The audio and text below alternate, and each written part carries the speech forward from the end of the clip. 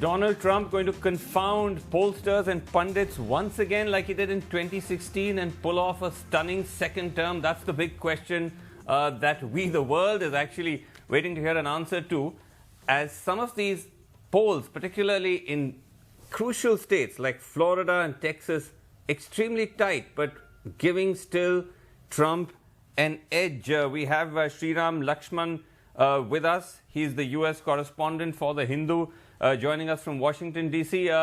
Sriram, what are you seeing and hearing, and what are you picking up?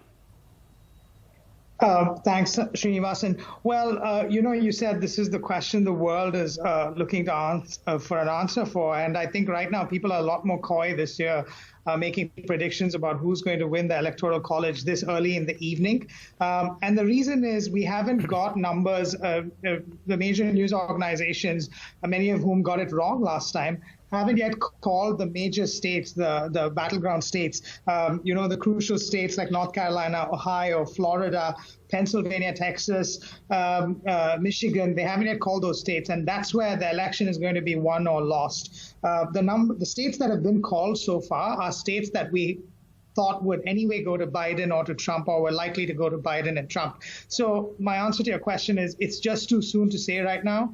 And based on what happened in 2016, I don't see many people sticking their necks out and making a prediction on who's going to win the Electoral College vote. I certainly am not at this point in the evening. Sure, but what do you think, before we open it up, we've got Baj, Dorab, Maya all still with us. In the event that we're looking at a path to victory, a second path to victory for Trump, what do you think is working for him, given that, as we know, going in, the odds seem heavily stacked against him, with coronavirus cases and deaths in America surging again, with the economy still faltering, unrest on the streets? Clearly, that doesn't seem to have been strong enough factors to have made a second path to victory for him impossible. Yes, so there are certainly paths open to victory for Trump. It's just that Biden has more paths, and his path to victory is broader.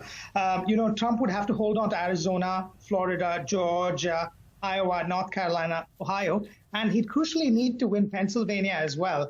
Srinivasan, last week on Saturday, Trump did 4 rallies in Pennsylvania on one day. He went back to Pennsylvania, I believe it was on Monday. The Biden camp finished up in Pennsylvania, and there's a reason for this.